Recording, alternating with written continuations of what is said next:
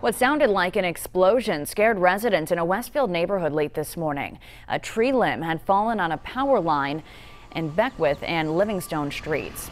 Westfield Gas and Electric Light Department crews were there within minutes to restore power to the neighborhood.